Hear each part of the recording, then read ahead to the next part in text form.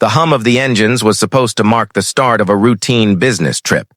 But for a woman who had fought her way to the top of a billion-dollar company, that morning would become anything but ordinary.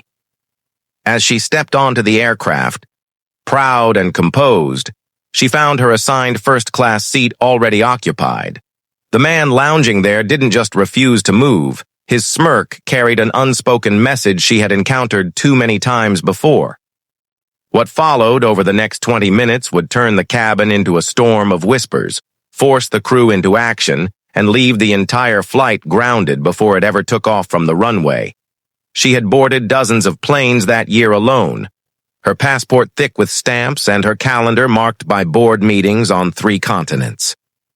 Dr. Mariah Ellis, a self-made CEO of a groundbreaking tech firm, was no stranger to the polished world of first-class travel. Yet even with all her accomplishments, the quiet weight of being a black woman in spaces where she was often the only one never truly disappeared. That morning, the airport bustled with travelers clutching coffee cups and rolling suitcases over gleaming tiles. Mariah's mind was on the keynote speech she was scheduled to deliver in London, a talk about equity in global markets. She arrived at the gate early, exchanged polite greetings with the flight attendants, and stepped into the plush cabin reserved for those who could afford comfort in the clouds. Her seat, 2A, sat by the window, her favorite spot for thinking and reviewing notes. But as she approached, she stopped short. A tall, well-dressed man in his late 40s was sprawled in her place, scrolling through his phone as if the world belonged to him. A neatly folded boarding pass peeked from his shirt pocket. One she could see, even at a glance, did not match the seat number. When she introduced herself and pointed out the mix-up, his eyes flicked up slowly, his expression settling into something sharp and dismissive. "I think you're mistaken," he said with a tone that wasn't just about a seat. It was about who he believed belonged there. Around them, a few passengers shifted uncomfortably, watching but not speaking. Mariah felt the air tighten. She had faced moments like this in boardrooms, at galas, and now, apparently, 30,000 feet in the air. Except they weren't in the air yet. Not even close. Mariah's instinct was to handle it with the same poise that had carried her through years of quiet battles. She calmly retrieved her boarding pass, showing the embossed 2A to the man, then to the nearby flight attendant. The attendant's polite smile faltered as she glanced between them, clearly uncomfortable. She leaned toward the man, requesting that he relocate to his assigned seat in row 7. He didn't move. Instead, he chuckled, low, almost inaudible, but enough to send a ripple of unease through the cabin. "You can find me another seat," he said, turning his attention back to his phone. The implication hung in the air. He wasn't moving for her. The attendant tried again, her voice firmer this time, but he refused. Passengers began whispering, their eyes darting between the confrontation and the aisle. Mariah could feel the weight of every stare, not just on her, but on what she represented. In that moment, it wasn't about comfort or a window view. It was about dignity. Another flight attendant arrived, followed by the lead purser, each attempting to defuse the situation.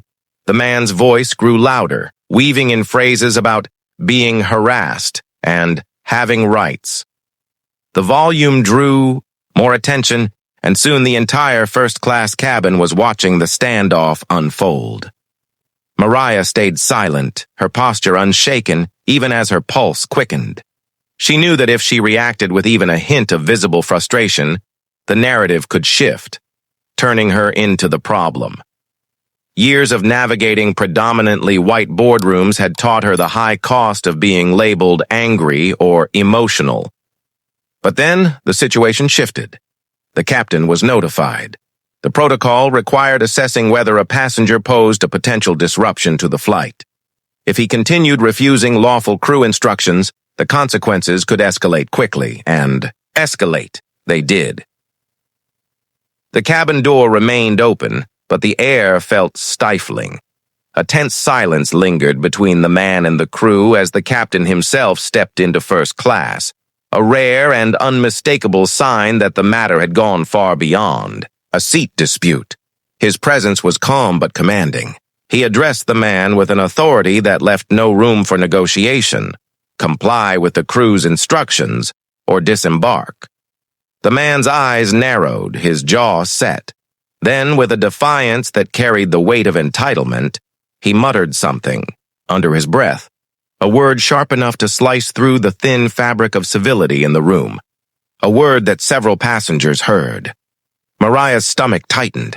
She had been called names before, but hearing it in this space, in front of strangers, sent a jolt through her. A ripple of reactions passed through the cabin, some gasps, some murmurs of outrage, and others looking down, avoiding eye contact entirely. The captain's expression hardened. "Sir, please gather your belongings," he said, his voice leaving no room for argument. But the man still didn't move. Security was called. Within minutes, 2 uniformed officers boarded, their presence breaking the thin barrier between order and chaos. Passengers craned their necks to watch, phones quietly recording from half-raised hands.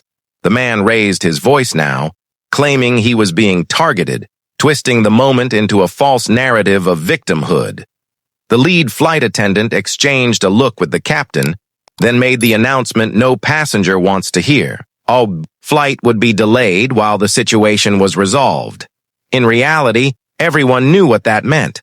This plane wasn't leaving on time. When the man was finally escorted off, still shouting, the atmosphere in the cabin was electric.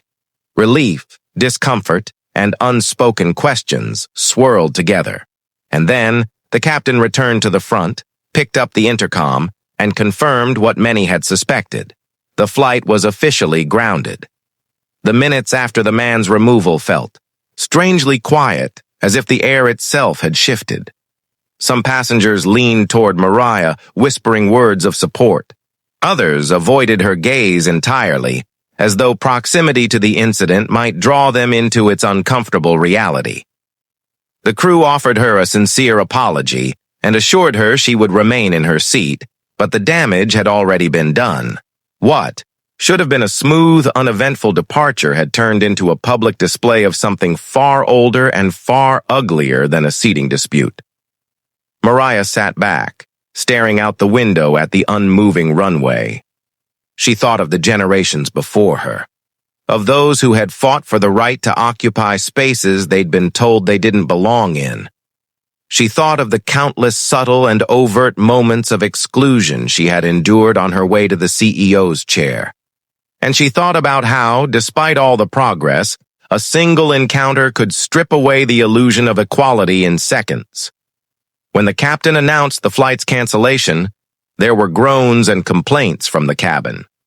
For most, it was an inconvenience. For Mariah, it was a reminder. The fight was far from over. As she gathered her belongings to deplane, she noticed the silent stares following her down the aisle, not the ones filled with judgment, but the ones heavy with awareness. Whether they admitted it aloud or not, everyone had witnessed something that day. The world often likes to believe such moments are rare relics of the past, but the truth is simpler and far more uncomfortable. Injustice doesn't always wear a hood or carry a sign. Sometimes it's just a man in the wrong seat, daring the world to let him stay there, and the question lingers. How many more flights must be grounded before we truly decide to rise?